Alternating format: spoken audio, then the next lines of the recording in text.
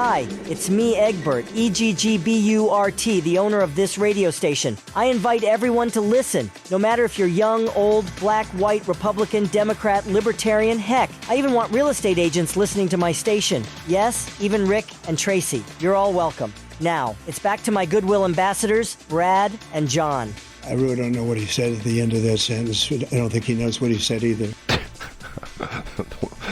The debate quote there. Okay, John, let's talk a little bit radio, okay? And you sent this to me yesterday or Sunday. The story that ESPN 101 got rid of Randy Karraker and Dan McLaughlin and the other lady, I can't remember her name, Brimsley, I think is her last name, who used to be a sports reporter on Channel 4, and they put in the TMA, the morning after, which is Tim McKernan's show, okay? And yesterday I had a little drive to make, so I haven't listened to ESPN 101 in a long time because I'm not really a sports guy. So I listened to the show for about half an hour, 45 minutes. You and I are really screwing up, John. Oh, really? What's that? Now, I never listened to the show, so smarten me up here. Well, here's where we're making a huge mistake, okay? And I'll give you an example. In my hand, I'm holding the Dave Sinclair pen. And I'm talking into the Westport Pools microphone, and I'm sitting on the Clement Kia chair, and the XYZ air conditioning system is keeping us cool in the studio. They sponsor every crazy little aspect of the show. There's I'm going like, okay, and it's to the point where it's like, how do you even, as a listener, do you pick up on that? Do you pick up on the fact that they're talking from and see, I've always felt, and once again, maybe this is why I'm poor and the other radio stations are making money. I thought it was always sort of a joke that you say, I'm broadcasting from the Dave Sinclair Ford studio, where the studio is not at Dave Sinclair. It probably, if you went to actually look at the studios, it probably doesn't even have a sign on it that says Dave Sinclair studio. They're just putting things together to sell advertising sponsorships. And other than that, it's Tim McKernan, and it's Martin Kilcoyne, and it's Doug Vaughn. And Tim McKernan is a very talented guy. I'll give him that. But I have a friend of mine that told me the story that her son is a big Tim McKernan fan. It was funny because when I was listening, they're talking about all the stations they've been on. They've been on, ESPN, or they were on, KFNS, they were on 1380 and The Man and The Woman and all these other kind of things. And they were talking about all these crazy things. This friend of mine has a son, and he has a couple of grandkids, or she has a couple of grandkids through her son. And she talks about the fact that at least when he was on Fans 590, he couldn't listen to the show when he was taking his kids to school because the show was so, shall we say, filled with sexual innuendos. Now, you can't say, the F word or any of that kind of stuff. But, like, for example, he used to have the ladies come in from, the strippers come in from the places on the east side, and they would do toe sucking. And I'm going, okay. Oh, so it's kind of like it's like taking the Howard Stern model from the 80s or 90s and trying to replicate it in St. Louis. That's what you're saying. It's exactly what it was. Now, yesterday, he was Mr. Doobie, as opposed to the Dobie. I mean, not Doobie, not as far as the marijuana Doobie. But, I listened to probably half an hour, 45 minutes. And I'm not a sports guy. I just am, once upon a time, the running joke when Crap was a sports station, the running joke was the guy who owns Crap, it's a sports station, but the guy who owns it could care less about sports. That's me. I could care less about sports. I really could. And as I get older, it's to the point where, somebody texted me last night, are you watching the World Series? No. Yeah. And to the point where I've yet to watch a Kansas City Chiefs game on TV. I'll try to find it on the radio and listen to a little bit like that. But I don't know. I mean, now here's the interesting thing. Randy Karraker, him and I have this strange relationship in that, believe it or not, once upon a time, I was an adjunct professor at Lindenwood, and Randy Karraker was one of my students. I actually taught him in a class out there called Introduction to Broadcasting or something like that, where we, and he was one of my students. And sharp guy, but I don't know what's going to happen with him. And the other situation with Dan McLaughlin, you got to look at him and go like, man, that guy had the world by the tail. He was the Cardinals broadcaster. He was like Mr. St. Louis Cardinals. He was here and he was there. And then he has these, was it 2 or 3 drunk driving incidents where?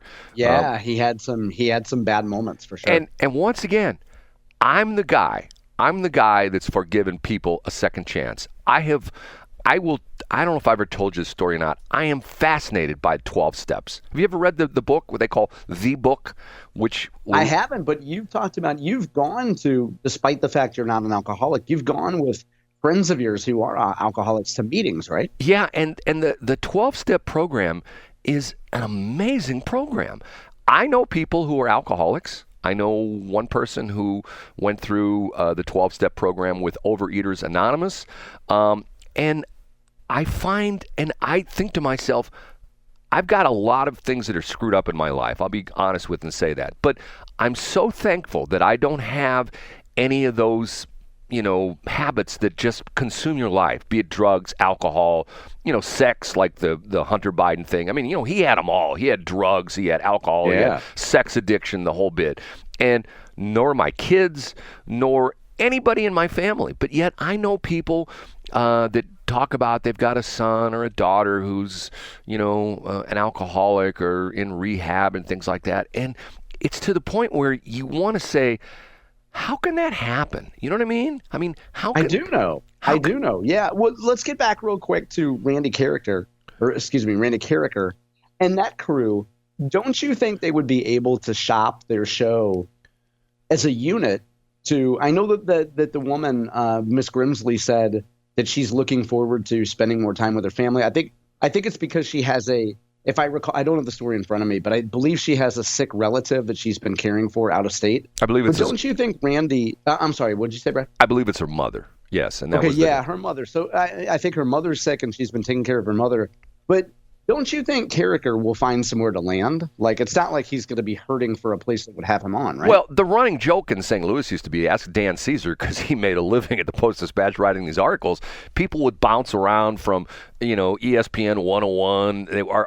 When there used to be 2 AM sports stations. There was Fans 590, and then there was 920 for a while. And actually, there was a third one. There was 1380, and they were bouncing around. Matter of fact, it's the point. I think the story I read recently that talked about Kevin Slayton going back on the air at that station that's way down in St. Genevieve County, that he'd been on KFNS like 7 different times. Well, now there's only one station because KFNS is just running 24-hour-a-day Fox Sports Net or something like that. So there's no alternative anymore. And here's the other thing. I think part of the problem is that, and I'm just going to come out and say this, Randy Karraker is a consummate professional, and so is Dan McLaughlin. And Miss Grimsley, I can't remember, what's her name? Do you remember her first name? I don't. I can look. Okay. I sent the story to you a few days ago. I'll pull it up. All excellent broadcasters. But you know what? They're just boring. I'll be honest with you. They're boring. And I think the interesting aspect of this is maybe the Tim McKernan thing will work and maybe it'll shake up, but the other problem is if you go back 20, 30 years to the point where and this is sort of the downside what's happening in the radio is you really only had one choice of finding out that kind of stuff, and it was on radio. Well, now you can go on 14 million different podcasts. You can stream this show. You can stream that show. If you got TV at home with Netflix and all the other channels and all the other streaming channels, you can watch 14 different sports channels and things like that. So it's not to the point where you're sort of on the desert of sports information. It's like you're on the beautiful, bountiful island of sports information because it's everywhere. Everywhere you turn, it's sports information. And I think it's one of those things that, the downside is, and I read a bunch of different comments on some of the different, Facebook pages and on Twitter that one guy, and this sounds, I have to give him credit. He essentially says, look, here's the problem. The ratings were never that great for the show. And that's the problem. They could, Randy Karraker could doing a great show and along with his 2 co-hosts. But if the ratings aren't there, that's how you make money in the broadcasting business. You get the ratings, you can sell them. If you don't have the ratings, it's tough to sell. I mean, well, and so I just looked up real quick. I looked up the woman's name is Brooke Grimsley. Brooke Grimsley. Okay. And I looked that up on my Motorola Chevrolet Dell laptop. Brad. And I'm having a little sip of my cappuccino, which is sponsored by Ponticello's, which you can find up on John, Kenmore Road. am I weird to say that? I mean, it's to the point where I think I counted like 8 different sponsorships like that. I'm thinking to myself, okay, enough's enough, you know? Yeah. And now I think, the statute of limitations has run out on this. I'm not sharing anything that shouldn't be public. But in the old Monsanto days, I worked for a popular cotton brand. In fact, the nation's leading cotton brand, Deltapine. And we sponsored a gentleman's morning ag show down in West Texas. And I don't remember how much it cost us a year, but it was obscene, Brad. But every time he'd be out in the field, he'd be like, and I'm coming to you from the Deltapine Ag Reporting Center. You know what I mean? So we got a brand mention in a part of the state where we were trying to build our business, and we ended up successfully building the business. But we paid an obscene amount of money to be mentioned every time this guy was on the air. I get it, and it has some benefits, but I'm just saying it gets to be overkill when you start sponsoring the microphone, and you know what I mean, and the LED light that's over, it's the Metro Lighting LED light that's lighting up our studio, and we're standing on the Supreme Carpet, our Michael's Carpet Outlet studio. We've got the nice Michael's Outlet carpet in the studio. I just like, okay, enough. I mean, and I think that it almost gets to the point where, to me, it becomes like, for me, being a guy in the business, I'm going like, okay. But on the same token, I'm thinking to myself, okay, maybe the station's making a ton of money. Maybe we're screwing up. Maybe we should do that. Maybe we should say, hey, maybe we should have a sponsor for your top 3. Scott Fawn's got some bucks. Hey, here's the Scott Fawn John Combest top 3. Right? Well, I just think we should start with your Little Debbie's, Brad, because the fact that you will occasionally plug the brand name. I mean, why don't we have Little Debbie sponsor us? Because if for me to try to get to the right person, Little Debbie's, I'd probably spend a week on the phone. You know what I mean? That's true. I was being sarcastic. And let's face it, we shouldn't be suggesting that people acquire adult onset diabetes. Now, you're fine, Brad, but a percentage of the listeners probably shouldn't go out there and eat 2 packs of Little Debbie's a day. John, I recently went through something at a hospital, and I had a doctor review my most recent blood test. And once again, people make fun of me because of the fact that I eat crap all day long. The healthcare professional looked at my blood work and said, "You can't be any further away from being a diabetic." Nice, very good. What do you say about your lead levels from eating those paint chips back in Spanish Lake, Brad? Could he tell that you used to swim in Coldwater Creek? Yeah, I told him all the fun things, and they used to run behind the mosquito spraying trucks, ride my bike and run by. Hey, here comes a mosquito truck. Let's ride our bikes behind the mosquito truck. Oh, it's all that. What's the stuff that came out of those, which is now, it's banned? What's DDT or something like that? Yeah, DDT. Right, yeah, okay. It makes birds' eggshells very fragile, Brad. We can't use DDT. DDT is great, by the way. Yeah. Hey, I never worked for a DDT company, but what a great product DDT was. Here's John. Okay, switching gears. Yesterday, Whoopi Goldberg on The View. And I'm thinking to myself, is this tactic going to work with the Democrats? Did you hear what she said yesterday on The View? No, I didn't hear this at all. If Donald Trump gets elected, he's going to make interracial marriages illegal. And not only that. How's he going to do that? Who the hell knows?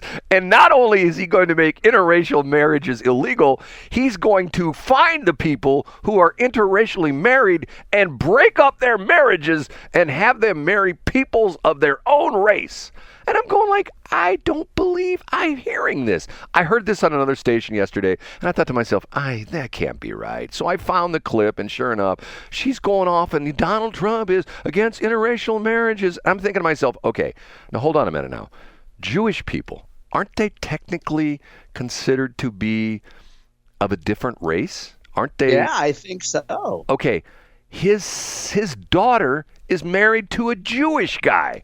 Yeah, and of course she is. And his kids and his daughter converted to Judaism, and her kids are being brought up as Jewish in the Jewish faith. And I'm thinking to myself, are the Democrats that desperate that they're going to turn the guy into Hitler?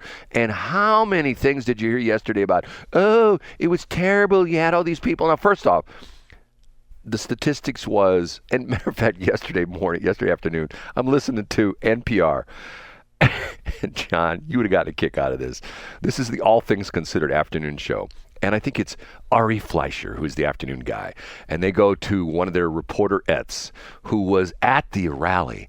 And they're both like, oh, my God, can you believe this happened? And she's giving, well, first off, it was 3 hours and 33 minutes until Donald Trump took the stage. And before he took the stage, it was nothing but misogynism and racism. And I'm going like, okay, what in the world? And then he got on the stage, and for 78 minutes, he talked about all the things that we all fear is going to happen. And he's going to do this and he's going to do that. And I'm going like, okay, once again, the guy was president for 4 years. You know, what's this thing about track records?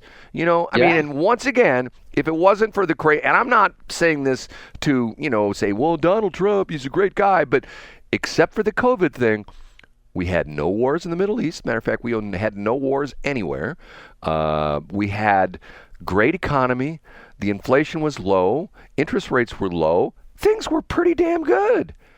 And he didn't break up interracial marriages. He didn't do all this crazy stuff that everybody thought he's doing. But yet, that's the whole thing. Now, what's interesting is I heard another commentator, and we talked about this a little bit last week, that when it started out, when Kamala came in to take over and they did the convention thing, the whole bit, remember the theme of the convention was joy, okay? What the hell happened to joy? I mean, it's like, joy is gone. It's like nothing but Donald Trump, he's a Nazi. He's going to break up interracial marriages. He's going to make black people move into segregated schools and segregated housing. And he's going to have all the immigrants go back to their countries, even if they have a green card or even they're a naturalized citizen. He's sending them all back.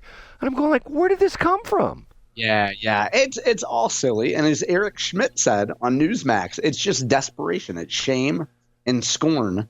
The NPR guy, I looked it up. It's Ari Shapiro is his name. No, is it Ari Shapiro? Oh, Ari Fleischer was the former Bush. Right. You're right. I'm getting my Aris mixed up. Okay. And by the way, now Whoopi's right about one thing. Donald Trump did say that if elected, she has to go back to being Caryn Johnson. Which is funny because, once again, how do you go from, if she had a name like Karinsky Janaskopanki or something like that, I'd go like, okay, call her Whoopi Goldberg, but her name was Caryn Johnson. How much more white bread can you get than Caryn Johnson? Maybe that's why she changed it. Such a Caryn. Right, that was before Karens were Karens. Okay, we have to take a break, and I've got something else to discuss with you the next break, which I think is somewhat interesting. I want to hear your opinion on this, okay? Thanks for checking out the Brad and John Show podcast. This segment of the show is brought to you by John Combest's book, Stalking, Harassment, Internet Trolling, A Guide to Recovering and Rebuilding After Online Attacks. It's a great reference if you've ever been the unfortunate target of a social media attack. It's available on Amazon. Just search John Combest. That's Combest, John Combest, and the book will show up in your search results. Now it's time for another segment of the Brad and John Show. Can you handle it?